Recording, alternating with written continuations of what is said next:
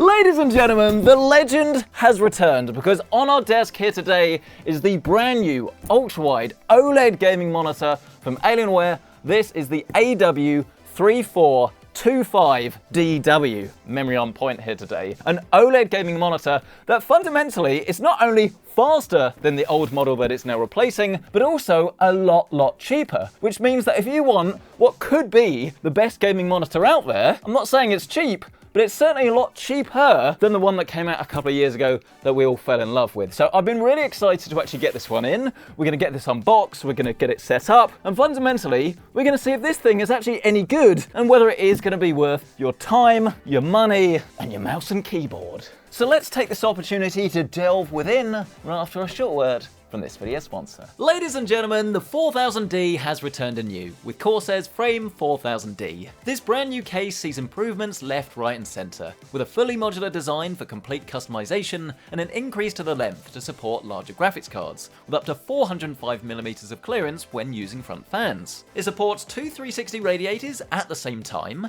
BTF, Project Zero and Stealth motherboards, and it even has a GPU anti-sag arm to look after your sparkly new 50 series graphics card. Learn more about this monumental case today with the link down below. So as I say then folks, genuinely very excited about this because realistically there are so many gaming monitors out there and thankfully so many of them are OLED, but especially when it comes to like 32 inch, like 240Hz, you're kind of looking over £1,000. On a good day you can get it for slightly less, but the fact that the launch price of this is around about £730 here in the UK, that is very enticing, and it does mean that if you want to grab the older one while they're still about, there's a few you can get for around about £500, which would be an absolute steal. Now obviously there are quite a few changes with this and hopefully all of them are for the better, but I think it's fairly safe to say that, spoiler alert, if you've already got the original version of this, you probably don't need to upgrade unless you fundamentally want to go from 165 or 175Hz all the way up to the 240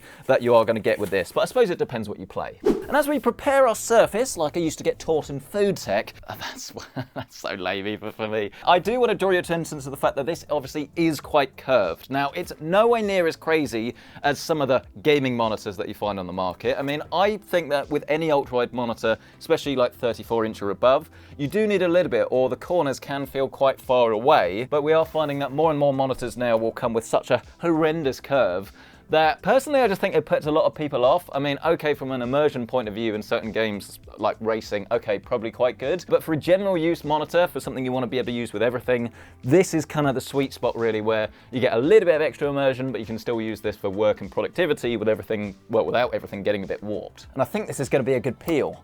Got a good feeling about this. Oh, yeah.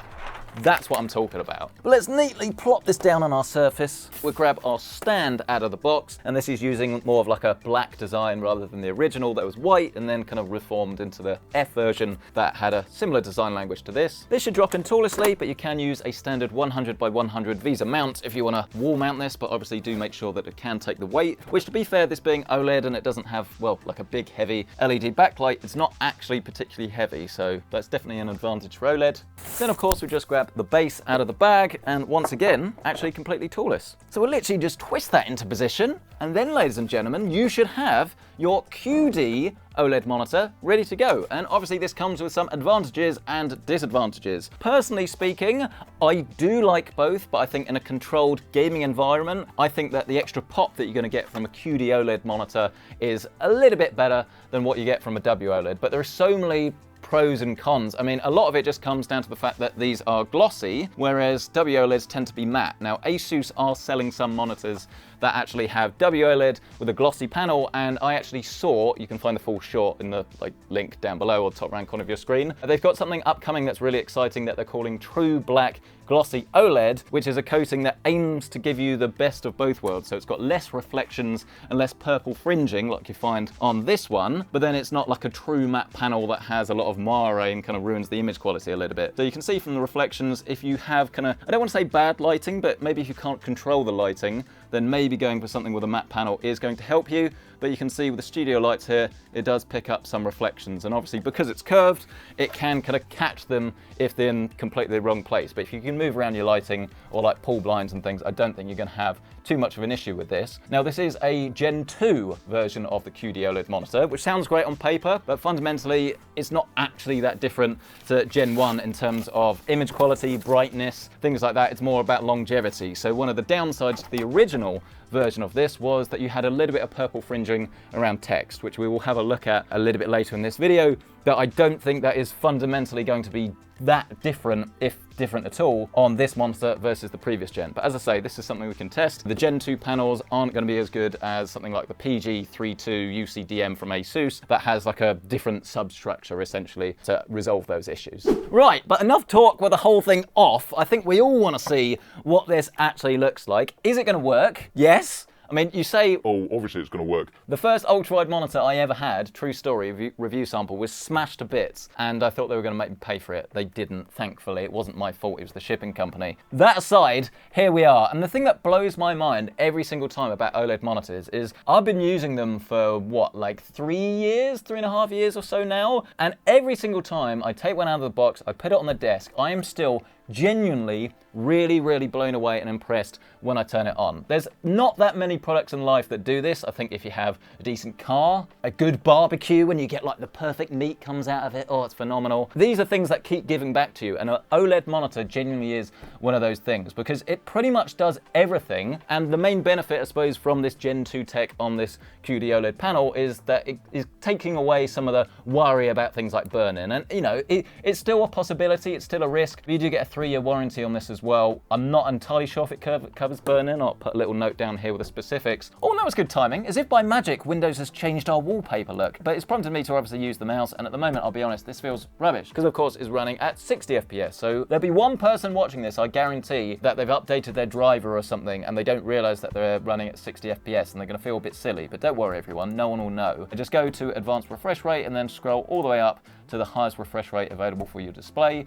And now we're set at 240 FPS. Now, obviously versus 160 or 165, 175, it doesn't sound that different, that dramatic. And I'd say unless you're playing properly competitive games, it's probably not gonna make masses of difference to you, other than something you might not have thought of. So 240 is divisible by 30, 175 is not. And what that means is if you're using your monitor just to watch YouTube videos, including this one that are running in 30 FPS, everything's actually gonna look a fair bit smoother. You're not gonna get chop on your display, you're not gonna get any judder. And this is something that not everyone always thinks about, but if you can just set and forget essentially 240 FPS on your display, it's gonna just mean that you're gonna get smoother content essentially. And obviously if you're playing games and you're using the G-Sync or FreeSync, this doesn't have a G-Sync module in it, but it is G-Sync compatible, then your games are gonna be taken care of, but the rest of your content, I'd say, is gonna look a bit better from 240 as well. If you're running this on 175, obviously you can step it down to, say, 120, and then everything will be smoother as well, and then maybe just play games at 175. But of course, ladies and gentlemen, we can't talk about smoothness without actually testing it, and this is always the tool I go to first. It's from Blurbusters.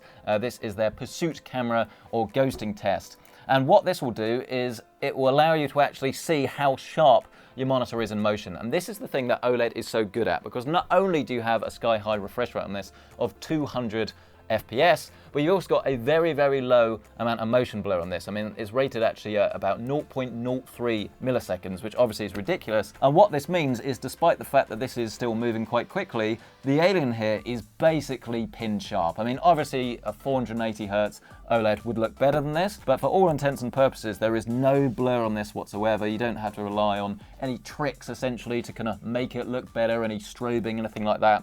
Just straight out the box, it looks fantastic. But ladies and gentlemen, as they would say on the Traitors, the time for talk is over. Because fast forward a few hours and I've actually been playing a load of multiplayer titles on this. Because for me, I think that's probably the single most important thing. I want it to be great at everything, but fundamentally I want my skill to be determined by me, not like the input lag of the display. So let's kick things off by talking about some Apex Legends. I've got to say that actually this is one of those titles I think that does work very well on ultrawide. I know it does kind of cut a little bit of the top and the bottom off the screen in order to kind of get it to actually fit on this display. Because obviously, don't forget, in multiplayer titles, you kind of don't want to give people an advantage if they have an ultra-wide display so that they can see more, which is why the formatting of the display is going to vary depending on the game that you're going to play. Some games you will see more, but usually in multiplayer titles, as I say, they're kind of just going to try and fit it in and just cut a little bit of the top and the bottom off. But I don't think it matters too much from the top and the bottom. Obviously, the sides are definitely more important.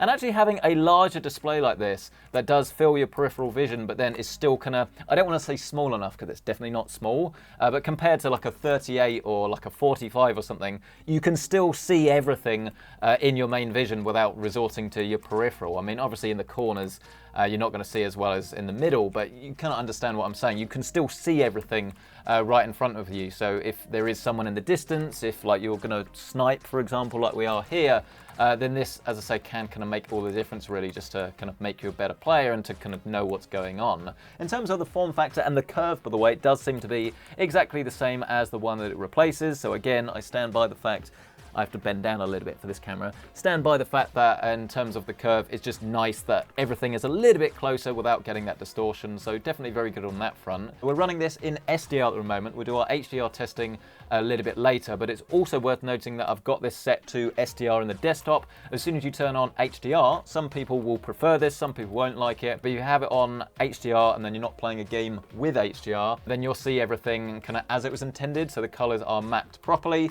Whereas if you have it in SDR mode, then the default of the monitor, it will actually saturate your colors a lot more, which some people prefer. That's just to do with the color space essentially, because you're kind of mapping a wide color space to a game in SDR essentially. So it's not necessarily going to look better, it's just going to look different. Personally, I prefer it to look a little bit more saturated, so that's good for me. But as I say, if you're wondering why they look different in HDR and non-HDR modes, that is why. Oh, hang on, we've got someone here. This is good timing because I was just about to talk about the responsiveness of this monitor, because obviously you want it to look great, but you want it to feel fantastic too. And this is the thing that OLED monitors really do just nail down, right? Because you properly get the best of both worlds on a display like this. I mean, okay, it's not the cheapest thing in the world, and you can get far better value monitors. You can get 1440p high refresh monitors for as little as like £200 or dollars now, which is pretty ridiculous. But the combination of having everything all together is something that an OLED monitor does better than anything else really. And this being a 240Hz display, obviously it is a step up versus its predecessor. It is going to come down to whether you can actually feed the monitor with all of those FPS. So here we've got an RTX 5090, which I know is cheating, but actually something like Apex Legends or anything esportsy, it's easier than you might think to get 240 FPS these days. You'll still need a serious bit of kit, but don't go thinking you need a 5090. This, as I say, is just kind of best case scenario testing for this really. But the level of blur that you get on this is so minimal, it's frankly ludicrous. I mean, I've technically seen better. You can get 480Hz OLED displays, but realistically, the difference between that and, well, this is so minimal that you really would need to have them side by side to notice the difference. And the input lag on this as well is so low that as long as you do have a decent gaming mouse to kind of back up your system, it's just, as I say, a real joy to use. So when you move this around, the level of blur is just so minimal. If, like right there, for example, it was really easy to kind of make out a small amount of man in the distance, if you like, track him down, and then hopefully aim and get some pop shots on him. I mean, he's got good aim, to be fair. Honestly, this is why I just say this is such a great form factor, because you really are getting the best of both worlds, cake and eat it situation. It will fit on most people's desks quite nicely. I mean, if you have a small desk and a large gaming PC, then obviously it is going to be slightly problematic, but compared to something like a 38-inch or 45, I think this is going to be the dream form factor for most people. I'll happily say to Alienware, I'm waiting for you to bring out a 38-inch version of this, because personally that's what I would prefer. But I think for most people, this, as I say, is definitely going to be the sweet spot. So yeah, in Apex Legends, I've got to say, very, very impressed. But let's take a break from the games. Oh, what? I'm breaking stuff. Let's take a break from the gaming for a second to talk about something ultra nerdy. And I was going to say elephant in the room, but I think most people probably watching this have no idea what I'm talking about. But let me explain, because one of the concerns with these monitors, especially QD OLED, was all about the sub-pixel layout. And you'd see these images like really close to the display, and it would show some purple fringing, which kind of freak people out, because you look at that and you might think, oh, I don't want a monitor that doesn't look great. But while there isn't going to be a fundamental difference between the first gen and this version, it is going to depend obviously on the content and even the wallpaper that we've got going on here, right? But when I look at this text, honestly, it just looks like a 1440p monitor. And I know that sounds really boring, but I definitely could notice it on the first gen, and I didn't really think it was a problem because you'd have to be up close to notice it. But this particular display, as I say, in a nice way, it just looks like a 1440p ultra-wide display. I'm not seeing any like real obvious signs of fringing. I'm looking at different types of text, different letters, different logos and things. And as I say, it just looks normal. I don't think you should be in any way concerned about it, even if it's not as good as like the latest generation panels. It just looks great, to be honest with you. And interestingly as well, I have also calibrated this monitor, so that's why we have this. They sent this out years ago, actually. I use a Spider X Pro for my calibration, and I was not only very impressed with what it can reproduce, so obviously it was over 100% of sRGB, it was just under 100% of P3, it was 99%. Quite often you will see when you set up a like color profile and it calibrates it, you get quite a big difference between uncalibrated and calibrated. And I'm really pleased to say that actually this is one of the monitors that has changed the least that I've ever tested, which is really good, because hopefully what it means for you, if you do buy one of these, then you don't have to go out and buy one of these just to make sure you're getting the most lifelike image possible. I mean, it only matters obviously if you want it to be true to life anyway, but it's good that out of the box, it's not that different to properly calibrated. So yeah, pretty impressed on that front. But with that, everyone, I think the time for super ultra nerdy talk is over, and let's go as simple as we can with some Fortnite. And if you play this, I'm in no way insulting you, because as we know, this is my favorite game ever. I am being slightly ironic with that, but I actually play this more than anything else, so I love it. I think the gameplay is fantastic, and interestingly enough, I thought I would play about with the settings this time, because this is running on a 5090, but if you do have nanite enabled, then we're still only getting about 180 FPS on a 5090, which is hilarious. So do make sure that you turn this off. But this is an example really of a game that I think the art style on this really works on an OLED display, because it's just so colorful. And if you have a display that can show all of the colors and you get all of that lovely contrast, it's ridiculous just how good this is. And then, as I say, in combination with that super smooth refresh rate, it's great. And one of the other benefits with OLED is because the actual response time of the panel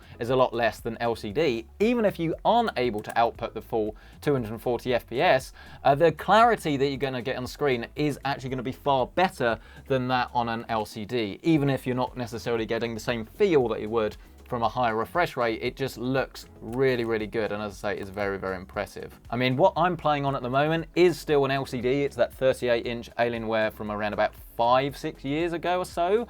And that's why I say I really want them to bring out an OLED version of that, because that, for me, is the ultimate display. But I've got to say, I'll be tempted to swap for this if they didn't want it back. Oh, whoa, whoa, whoa, whoa, whoa, whoa. Camping. We don't do camping, mate. Not on this watch! So yeah, as of course you would expect, OLED and multiplayer pretty much go hand in hand. The only real downside is going to be if you get any like G-Sync variable refresh rate flicker, but more importantly really I guess with something like this, it's more down to the fact that if you're playing a multiplayer game that doesn't properly support 21:9, then you're either going to have black bars or you're going to have bits cropped off. It depends on the game, it's going to vary. It's not a big enough issue for me not to do it, but it will be to others. But the thing I really want to talk about now is going to be HDR gaming, because I'd argue this is as important as specifically multiplayer gaming, because pretty much every game that's coming out now will support HDR regardless of whether it's single or multi anyway. But I would highly recommend that if you're watching this with an HDR monitor, even if it's not like the best one in the world, please go to the Windows Store and download this app called HDR Calibration, because this will just make sure that you're getting the optimum image quality possible. It will also help you to kind of work out what your maximum brightness and your minimum luminance is. On an OLED, it's pretty straightforward. You just click on the Get Started button, then it's going to ask you to just make this box look as black as possible without it entirely disappearing, which on an OLED is 0, because obviously it's true black. And then you can set your maximum luminance, and this is a smaller box. This is a smaller window, so you'll find that this will probably be a bit brighter than your full screen brightness. So you can see that this box has now disappeared, and it annoyingly doesn't actually tell me what the values are, which is a pain in the ass, but that's not actually that bright. And I think that is going to be one of the compromises with this display over something like a PG32 UCDM, or of course the Alienware version, is that those monitors will be able to get brighter and probably be able to sustain it for longer, because they are using slightly newer tech. But that's not to say this is going to be a problem, but obviously we'll find this out. Again, just do it till that little box disappears. And then this is all set up, calibrated, and ready to go. Oh, and ladies and gentlemen, I thought this was going to be a nice, easy test just to show you how everything works, but absolutely not. I've spent the last 45 minutes getting into the weeds with this actually and really trying to get it looking its absolute best. Because there are quite a few different, I don't want to say, I guess you could say quirks with HDR, because if you just have like standard like 4K resolution versus 1080p, it's very easy to understand because it's more pixels better. But with HDR, there is so much at play that kind of getting it set up and calibrated, it's still not as easy as it could have been. So take this. This is Horizon Forbidden West, and it's a game that looks absolutely incredible, even in SDR, but as soon as you take it to a whole new level with HDR, the world can literally come alive. So this was definitely something I was keen to test, and I've tested this a lot on a whole range of different monitors, from ones that are great to ones that are not so great. And depending where you are in the game, it can look anywhere between absolutely fantastic and probably like this scene, which I'd say is pretty good. So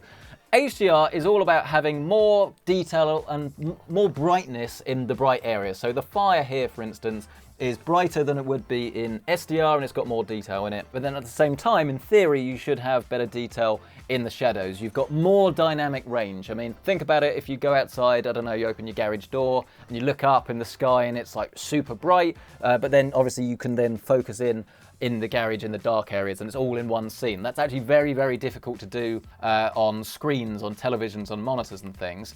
And when I first opened this up, I've got to admit, I was a bit disappointed. It wasn't looking as good as it should do. And I think the reason for this was down to like a miscalibration on my part. So if you'd followed the bit that I just said about calibration, but you'd done this in one of the less bright modes, and what I mean by that is if you go into the menu, you go display, find where it says Smart HDR, you have all of these different modes, and these adjust the tone mapping of the display. And depending on your preferences, some will look better than others. The main thing really is that some are going to preserve more details in the shadows, for instance, at the cost of brightness, whilst others are going to have better brightness sustained, others are going to have better peak brightness. As I say, it changes the tone mapping. So you've got desktop, movie, game, custom, display HDR, and the one we're in at the moment, which is peak 1000. So the theory with this one is that it is going to give you the brightest highlights essentially, but I've got to say it's not as bright as I would like. It looks absolutely fine. Like Aloy, for instance, here I would say is perfectly lit exactly as you should be, but then some of the bright bits just they just don't look that bright. I mean, it depends what you're coming from. If you're coming from like a normal LCD and it's not got like a HDR 2000 backlight or something, I think you're going to be very, very impressed. But compared to the latest generation of OLED, so as I say, like the Asus PG3T UCDM, for instance, this game definitely looks a lot better on that display. But then it's a bit of a weird one because it depends on the scene. So for example here, I'd say that this looks fantastic. The contrast is amazing, and as I say, you've like preserving more details in the shadows while still having these lights that come through from the sun lighting up the floor, and it looks absolutely fantastic. And when we go into the tunnels down here and everything starts to get a lot darker, then this is where HDR in OLED just pretty much comes alive, because again, you're able to kind of recreate all of these bright spots, but you're still getting all of the detail in the shadows, and you're doing it without any of the like haloing or blooming that you're going to get from even the very best mini LED backlit screens. So it's a weird one. I wouldn't want to be like a monitor reviewer where you gave this a score, because on one hand it's like 6 out of 10, let's say, when you're outside, but then when you come into an area like this, I mean, it's like an 8 or a 9. It looks truly mesmerizing. It's awesome, but obviously it is going to depend on the mode of monitor that you're using, and don't miscalibrate it. Choose the mode that you want first, then use that Windows calibration tool so you don't get any of like the color shifting that I was getting a second ago. But one thing, I don't know if it can be fixed, but one thing just monitor manufacturers really should do, and a lot of them do, I think, but this one doesn't, is when you go into Smart HDR, let's say we want to now go into Display HDR True Black, we're going to turn this on, but then it kind of resets the monitor, and then the game re-sees the monitor, and it's now set it to what looks like 240p. So we have to go back in and manually change this. The HDR also gets turned off, which is very useful when you're trying to actively change the HDR modes. But once it is on, does that fundamentally change anything? Looks a little bit cooler, but obviously we are in a blue room. When we come back to our lobby, does that look dramatically different? I wouldn't say so. If anything, that does look slightly better balanced, actually. I'd say that it's definitely not shifting towards having everything as bright as possible, which I personally probably prefer, but it's not like a crazy night and day difference. We still have that problem where we get into the distance here, and granted there is a little bit of haze over it as well, but there's no way that this fire is as bright as it could be if we were running this on a different monitor. Still looks good though, as I say, you can definitely tell that it is HDR, but yeah, as soon as you come outside and everything is super bright, I don't want to say falls apart, because absolutely not, but it's not going to give you that same impact that you will get from a brighter display, essentially. But obviously we can't put all of our HDR eggs in one Horizon-sized basket, so I think we should have a look at something else. So this is the game I'm still working my way through very slowly. This is some Indiana Jones, and this running on a 59C. We've got path tracing enabled. We're down in the tunnel, so I would have thought this would be a great place to properly test the HDR. But the story does seem to be pretty similar to what we saw in Horizon, actually, whereby it still looks good. I mean, it still looks great, really, but you're not getting the same level of brightness that you would from some other displays. So I'm reluctant to use the word disappointed, because that's only as someone that's coming from a monitor that someone buying this wouldn't be coming from. So I don't think you would be disappointed, but if you do, as I say, want the absolute best HDR experience possible, then I would look at a monitor that has the latest in HDR OLED technology. But it still works really, really well. It's a great looking display, and something like Indiana Jones does look awesome on it. I mean, there is one other thing that I am noticing here as well, which is you are getting a little bit of flicker.